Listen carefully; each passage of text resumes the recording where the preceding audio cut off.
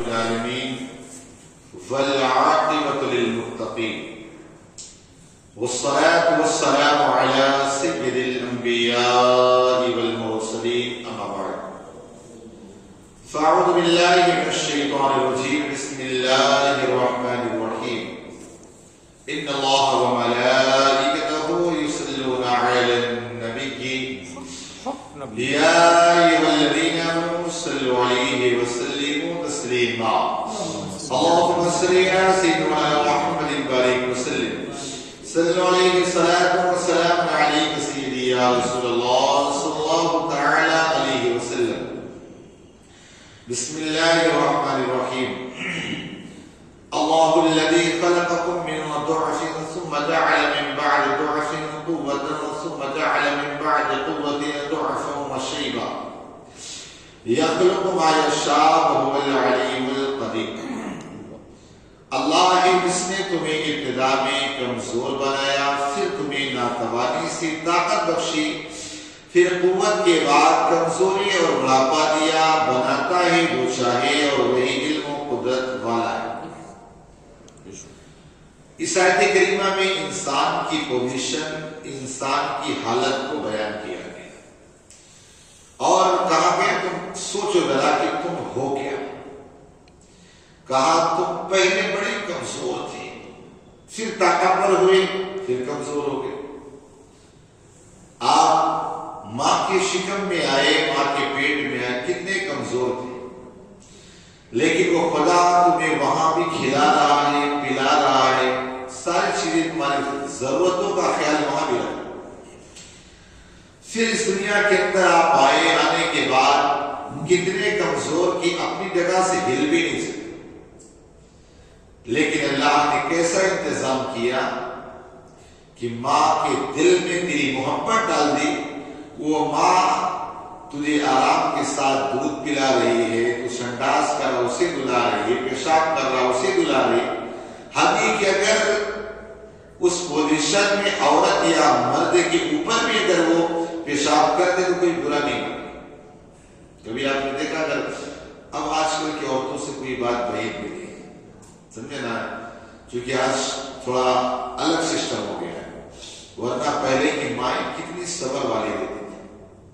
پہلے جیسے لڑکیاں ڈرتی تھی کہ ساس کیسے ملے گی اور آج میرے حساب سے ساسیں ڈرتی ہوں گی کہ پتہ نہیں بہو کیسی ملے گی پتہ نہیں ٹھیک ملے کہ نہیں ملے تو ڈر آپ الٹا ہو گیا۔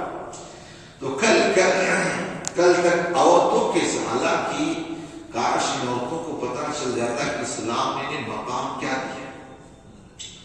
حدیث پاک میں آیا کہ اگر ایک عورت اپنے بچے کو دودھ پلاتی ہے ہر قطرے کے بدلے اللہ تعالیٰ اسے غلام آزاد کرنے کا ثواب دیتا ہے۔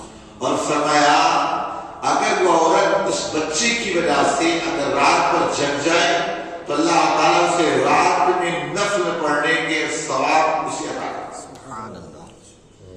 لیکن آج عورتیں اتنی ماڈرن ہو گئی کہ اللہ ہی رحم کرے کہ حدیث چل گئی اور پیمپر پر پتہ نہیں کیا چل گیا کنارے ٹینشن نہیں ختم صحیح ہے ترقی آ کر کے اچھی چیز ہے بہرحال لیکن اتنی کاہل ہو گئی۔ تو عرض یہ کر رہا تھا کہ انسان کی پہلی پوزیشن اللہ نے آیت کریم بتایا کہ تم بڑے کمزور تھے۔ اسی خدا نے اس ماں کے دل میں محبت ڈالی باپ کے دل میں محبت ڈالی اور اس کے بعد وہ آرام کے ساتھ کھلا رہے پلا رہے ساری چیز۔ پھر اب اس کے بعد تم بڑے ہو گئے طاقتور ہو گئے خود سے چل رہے ہو پی رہے ہو کھا رہے ہو کما رہے ہو۔ اب اس پوزیشن کو دیکھو کہ پہلے کمزور تھے اب طاقتور ہو اور اللہ پھر فرماتا پھر کمزور کر دوں گا پھر کمزور کر دوں گا۔ آپ سوچے ذرا بہت سارے کل تک جو اپنی جوانیوں پہ کراتے تھے بڑھاپے میں کیا موت مانگ رہے لیکن موت نہیں مل رہی نہیں بس اتنی دوائیاں کھا کر کے اتنا کنٹال گئے کہ وہ سوچتے کبھی کبھی تو سوچتے کہ آتمہتیا کریں اتنا پریشان۔ کمزور ہونا یہ دن بدن ہمیشہ ہم جوان نہیں رہے، لیکن کچھ لوگوں کو اپنی جوانی پہ بڑا ناز ہوتا ہے، جوانی میں ایسی طرح کا چلیں گے، ایسا یہ وہ۔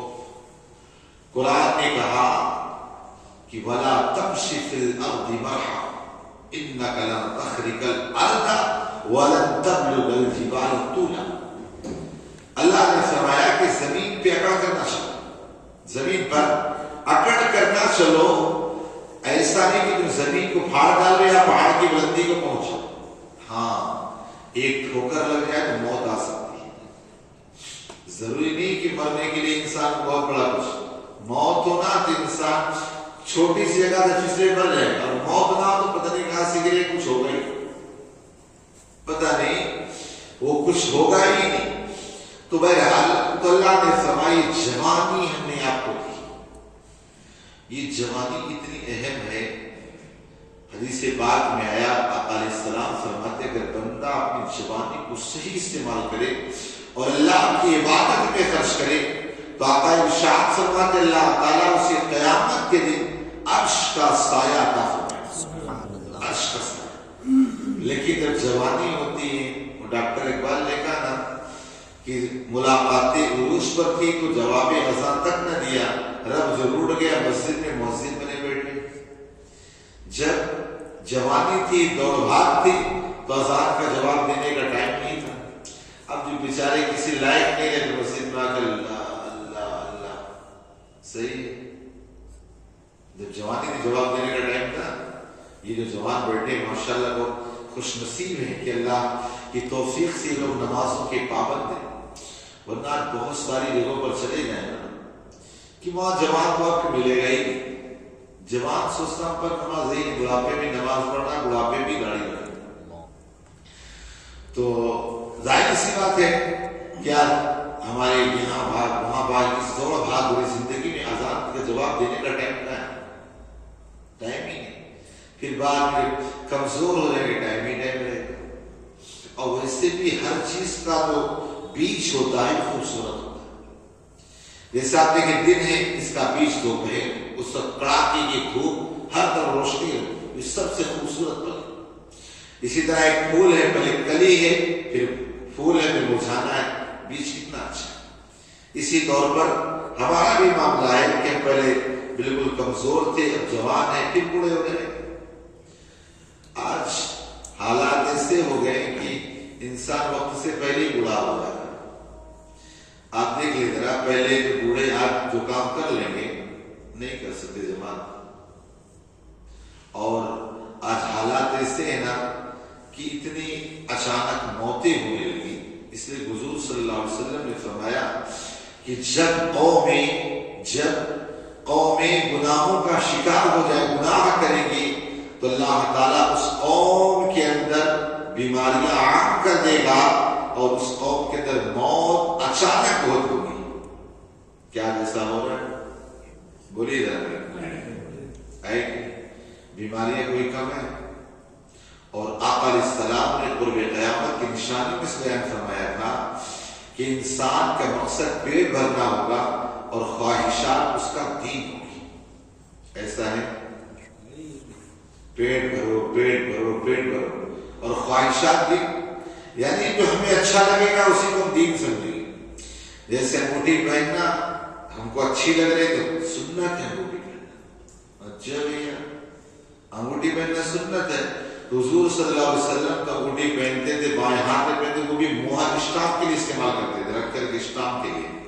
تو کہے کے لیے استعمال کرتا ہے، لیکن تجھے پہن سکتے، جائز ہے 4.5 گرام کی ایک نگ والی جائز ہے، لیکن یہ ہمیں اچھی لگ رہی ہے کہ سنت ہو گئی، یہ خواہشات کو اپنا دین بنا لیں گے۔ اسی طور پر آپ دیکھیں بہت سارے مسجد میں آتے نماز پڑھے اپنے انداز میں چلے، اے اللہ سب قبول کرے۔ ارے بھائی مجھ سے اللہ نے ہی تمہارے لیے رولز اور قانون رکھے، خواہشات کو دین بنا لیا، زلفے رکھیں گے۔ میں نے کہا بھائی کیا زلفے رکھنا سنت؟ تو میں نے کہا فرض پڑھنا اس سے زیادہ ضروری ہے۔ میں وہاں جب قادریہ میں پرنسپل تھا، وہاں پر کسی بچے کو زلفے نہیں رکھنے دیتا۔ میں نے کہا ایک شرط ہے۔ کہا کیا شرط؟ میں نے کہا شرط ہے کہ تم پہلے سنتوں کے پابند ہو جاؤ، اثر کی اور عشاء کی، 40 دن سنت کی پابندی کر کے دکھا دو، پھر اس سنت کی اجازت دے دیں۔ ہوتا کیا، وہ زلفیں سنوارنے میں فرض رکعت جا رہے، تو ہوا کیا، خواہشات کو دن اچھا لگ رہا تو دین بنا لیا۔ بہت ساری چیزیں آپ دیکھیں کہ پتہ نہیں، اور اس سے بھی ہمارے پوری رسمی کتنی چلی ہو گئی، شادی بیاہ تو ناریل بھی چلا رہا، یہ کیا ہے؟ ابھی جو بوجھ اٹھانے والا وہ کوئی کم بوجھ نہیں ہے، پوری زندگی دبا رہے اس بوجھ کے اندر، یہ بوجھ لیے چلے آ رہے۔ تو خواہشات کو دین بنا کے رکھا ہے۔ بہرحال سے یہ کر رہا تھا کہ انسان کی 3 حالتیں ہیں، کمزوری، طاقت، پھر کمزوری۔ بڑھاپے میں آپ سوچ رہا کیا حالت ہے؟ اسی لیے میرے آقا علیہ الصلوۃ والتسلیم نے فرمایا 5 چیزوں سے پہلے غنی بچا، جوانی کو بڑھاپے سے پہلے۔ آج جوانی ہے نا تو بغیر کسی رکاوٹ کے سجدے کرو، ورنہ بڑھاپے میں بہت سارے لوگوں کی نماز بغیر رکوع اور سجدے کے دیکھا ہے، دیکھ رہے ہیں یار، مل لیں گے۔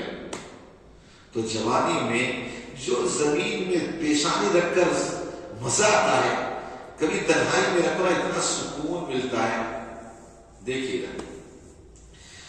تو جوانی میں سجدے کر کے نماز کو ادا کرو، ورنہ بڑھاپے میں بغیر سجدے اور رکوع کی نمازیں بہت سارے لوگ پڑھتے ہیں۔ مسجد میں دیکھیے کبھی طرح بہت سارے لوگ آتے ہیں۔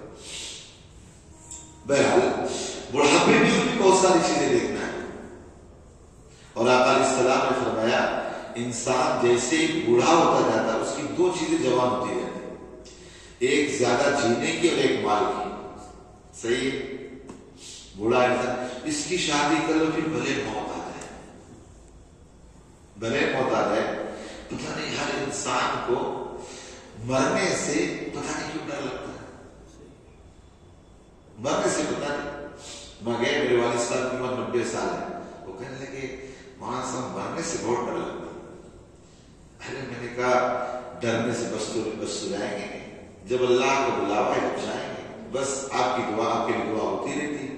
اور یہ بھی یاد رکھیں اپنی زندگی میں ہمیشہ، اس سے پہلے بھی میں نے کہا تھا، اپنے ماں باپ کی زندہ صحت و عافیت کے لیے، انتقال ہو گئے بخشش مغفرت کی دعا کریں، اللہ غیر سے تمہیں روزی دے گا، غیر سے روزی دے گا۔ آپ آزما کے دیکھ لو، کبھی روزی کی کمی نہیں کی۔ بہرحال تو بڑھاپا آنے سے پہلے جوانی کی قدر کرو، حضور نے فرمایا، اور فرمایا آج صحت ہے، بیماری سے پہلے اس کی قدر کرو، عبادت کرو، اور فرمایا زندگی کی موت آنے سے پہلے، مالداری ہے غریبی آنے سے پہلے، مال آیا تو اللہ کے نام میں خرچ کرو، اگر اللہ کے نام میں خرچ کرو پھر کام نہیں ہونا، بڑھنا، یہ اللہ سے بزنس کرو۔ آپ دیکھیں میمن قوم بڑی ہوشیار ہے، میمن قوم سے زیادہ بڑا دل کوئی میرے حساب سے نہیں دکھاتا جو دیتا ہو، چاہے جس کو دینا ہو، میمن قوم بہت دیتی، وہ دیتی نہیں بلکہ وہ اللہ سے بزنس کرتی، سمجھے نا؟ کیوں؟ اللہ نے کہا میری راہ میں انویسٹ 1 کرو گے میں 10 دوں گا، تو وہ 1 دے کر کے 10 وصول لیتا ہے، یعنی 10 اللہ سے لے لیتا ہے۔ لیکن ہم سوچتے ہیں ہاں یار اس کے پاس اتنا ہے، وہ دیتا بھی ایسا، لیکن ہم سوچتے نہیں یار بچا کر۔ بہرحال تو انسان کی 3 پوزیشنیں ہیں، بچپنا یعنی کمزوری والا، مجبوری والا، پھر جوانی طاقت والا اور کمزوری والا۔ تو یہ جو طاقت والا زمانہ ہے اس کو غنیمت جان کر اللہ کی عبادت کریں، اللہ پاک کے نفس میں زیادہ بلکہ توفیق